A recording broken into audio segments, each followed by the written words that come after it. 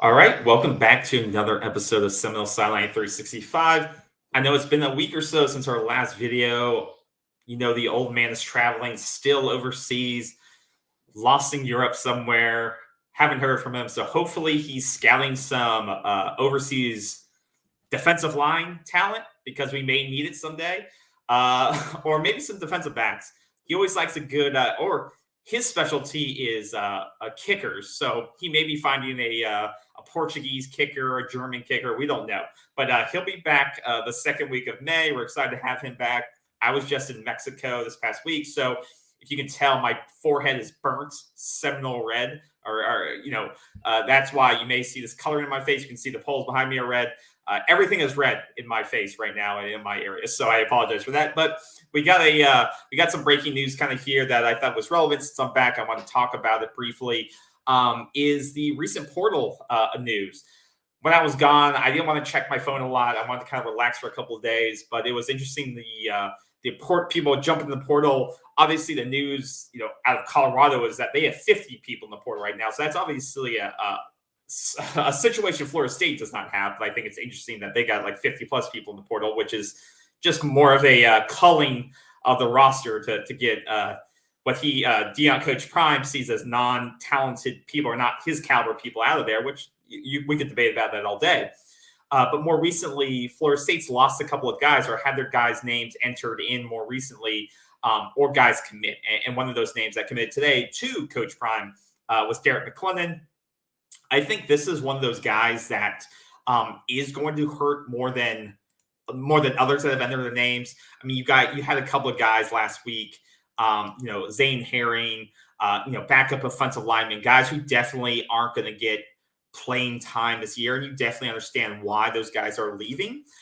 But a guy like Derrick McLendon is someone who he started. We say start on that defensive line.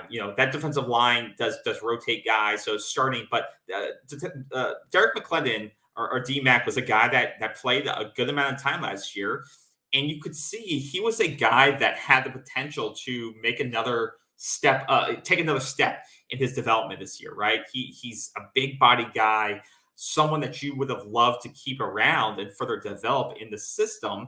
Also have an experienced guy on that line in case of injuries. But in the day and age of the transfer portal, you can't do that. You can't take players for granted anymore just because there are teams that need infusions of talent, teams that can offer immediate playing time, right? And that's where you see it with Colorado.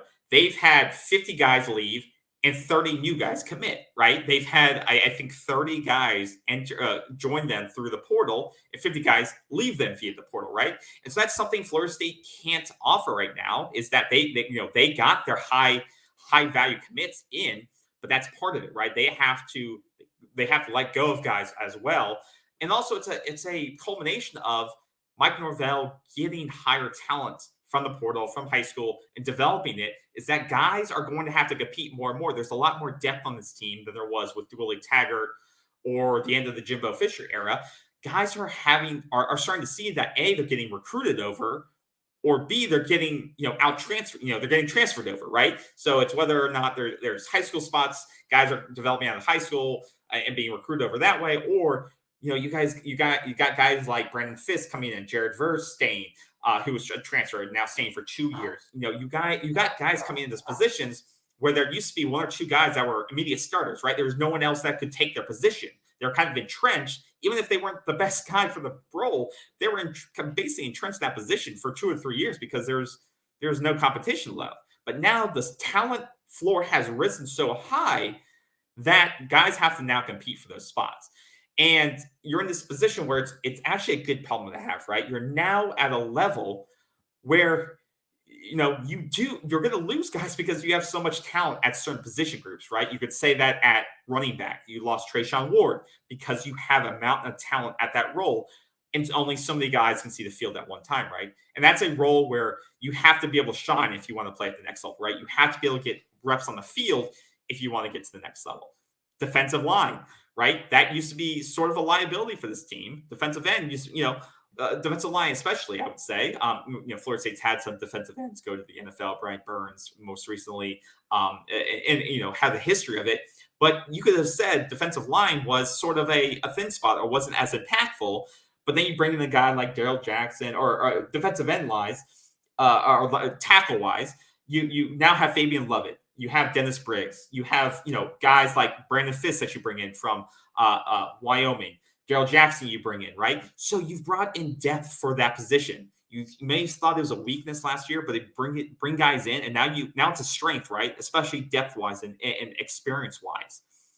But then that leads guys to say, okay, well, we got a lot of guys on the defensive line, defensive end position. I've been in this system a little while now. Is it time for me to go and look at other places that I could start immediately or get the reps I need to showcase my talent at the next level and kind of bet on myself? And that's where Derrick McLendon sees, oh, Colorado, they have plenty of open positions. They basically are, you can compete for the number one spot right away. And then he goes and commits to Coach Prime just today on the 26th of April, this Wednesday, and which we're coming to you now. And like I said, it's a big loss, and it's something Derrick McLendon, he left the team prior to spring practice starting. So you knew this was coming for a while. He had visited South Carolina, Missouri, SEC programs. But I think what it came, and that tells you this wasn't coming down to I want to play at a bigger program. This is coming down to I need to be a number one guy, right? And this is a guy that showcased a little bit of that talent last year, right? He had 5 tackles for loss, 3.5 sacks, started 12 out of 13 games, and showcased a little bit of that talent. But he was looking for starting team reps, being the number one guy on the field majority of the time. And he wasn't probably going to get that at most high-level SEC programs. He has to go to Colorado to get that. So for him, I think it's a no-brainer decision, right? He can get out of Colorado. Colorado's most likely not going to be a great team, but he can get starting team reps and get that film he wants to get for the next level. So I think it's a good decision for him. Now, for Florida State, I do think it is a minor loss. I'm not going to be mad at it because this guy wasn't a monster player at Florida State, but it does hurt your depth at the position, right? And it hurts your depth with a guy that had multiple years left with him, right? That's the only thing where I think it hurts you, is that you're losing a player that isn't just a one and done left type of player, right? This is a kid. I say kid, these are men at this point, but Derrick McLendon, who has multiple years left on ineligibility, right? If he chooses to stay or not, right? And I think that's the only place it hurts you, is that this is a guy that came in, via the high school route, if I'm remembering correctly. This guy that came in, through high school, developed in the system, and now you're losing him, and he still has multiple years that he could have spent at Florida State to further develop. And as these guys, these one-off, like the Brandon Fisk, Fabian Lovett graduate, all these guys graduate, he would have had his time to shine at Florida State as a Power 5, starter. But now he goes to, he's going to get that now immediately at Colorado. So it does stink that you do lose that edge player right now. But it gives other guys on your roster, the younger guys, Byron Turner's, Patrick Payton's, Dante Anderson, guys like that. Now it's their time. It's their opportunity to step up, right? There's a reason why those guys don't transfer, because now it's their time to step up and to take those reps that are now available to them, right? So that is the power that Mike Norvell has, is that he has now the transfer talent. He has the young talent like Patrick Payton. He has talent available, and so it's guys' time to shine. It just stinks that you lose a guy that does have experience in multiple years going to another program. But I don't think this is going to be a huge loss for Florida State, and good for Derrick McLendon. I think it's a good fit for him. Now looking at guys like Brendan Gant, once again, more of a, in my eyes, a guy that came on later in his career. He did some things for you last year. I wouldn't say a huge impactful player, but more your veteran players. The guy has multiple years of reps on the team, did a lot on special teams last year. He looked at Colorado. I think he visited them this past weekend. If I'm reading the news, I'm catching up on all the news. Once again, he would probably be able to compete for a starting spot, where at Florida State, he's definitely not in the starting rotation in terms of a linebacker role, right? He kind of got passed over a little bit last year, and it just wasn't there for him. So I think Colorado could be a good role for him. But from what I'm hearing, I think he wants to stay in state, be closer to home. UCF looks like a good position for him. So I'm leaning more that he'll go that way. But once again, if he's looking to get on reps on tape and wants to go to the next level, I think Colorado, if he's offered, may be a good starting spot for him. So we'll see about that. The last thing I want to touch on, and once again, losing Brendan Gant stinks. I think he's a good leadership type person, good experience, but I don't think it's a major impact on Florida State outside of special teams. The last thing is what is going on with Joshua Farmer. I came back to this. I flew in back home last night, heard about the news with Joshua Farmer and what's going on there. I don't know. What is going on with him and how that potentially impacts Daryl Jackson. So what I've been hearing is that Joshua Farmer, his name is in, his name is not in. Last night there was all the articles. Joshua Farmer is in there, his name is the portal. Then you wake up today and say, oh, well, his name is not technically in the portal yet. So his name is still on Florida State's roster. Nothing's official yet. So it's a couple of things that goes into it. A, he's trying to leverage more money out of Battle's End and the NIL team. Okay, fair enough. I absolutely 100% believe that, right? Joshua Farmer's a guy sort of like, I think he holds a lot more value than, say, Derrick McLendon did in terms of production and what he brings to Florida State. Once again, this was a four-star guy that's developed through the system, through the high school ranks, into a Mike Norvell system, transformed his body, and got developed, and he's ready for in his mind, he's ready for those starting team reps right now. And he's shown flashes that he is ready for the next step, right? And he wants to take that. But we have to think in front of him, Fabian Lovett came back. Dennis Briggs is a senior, is there in front of him or fighting with him on that. And you still got Brandon Fisk on the other side. Daryl Jackson's now, and the thing with Joshua Farmer is that you brought one of his good friends and Daryl Jackson here so that they could play together.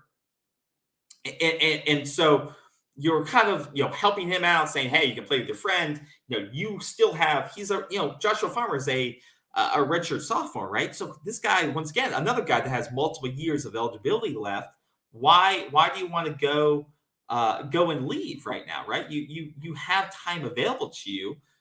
Come here and develop. Your time will come next year. You'll have 2+ years left, and you'll be able to show off what you got. But then you hear the rumors of, well, is it just for money? Does he just want to get more money? Or is he looking to pull Derrick McLendon and say, I need starting reps now. I don't want to wait behind other guys, other seniors. I don't want to be a rotational piece. I want immediate playing time. And there are programs. They're not going to be top 10 programs. They're not going to be the SEC programs. They're going to be the Colorados who can say, hey, we have 50 open spots. We can potentially give you try out on as a number one player or give you more reps than Florida State can give you. Hell, I don't know how many Colorado games will be on ESPN, but I know with Coach Prime's first season there, a lot of them are going to be on air as well. So we can give you. We may not be a bowl game team, but we can get you on. We can get you game film that you may not get at Florida State, right? And I'm sure. I don't know the Colorado NIL situation. So that's the thing. I think Florida State may be set up better with NIL. Their NIL stuff may be a lot more structured than Colorado's is at the time, with Battle's End now stepping in. And I think he may be leveraging that. I think he knows that Florida State's losing some pieces on the line, that he's going to be the next guy up next year. And he may say, hey, I know I have a couple of options here, and let me call their bluff, right? They'll say either give me a raise or they'll let me walk. And you see this happen in business all the time, right?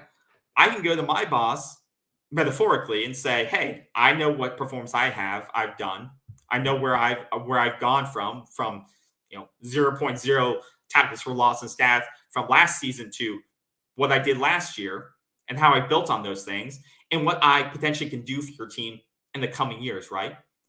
So I want more money, right? I know what I bring. Or I can walk and go to Colorado and do it for them. And and be a starter, right? So it's this negotiation, and he can call their bluff and say, "Battle's in. This is what I want. If you can't give it to me, then I'm happy to walk." And that's what the portal's become. It's become a business negotiation, right? Of calling each other's out and saying, what are they willing to meet and match, right?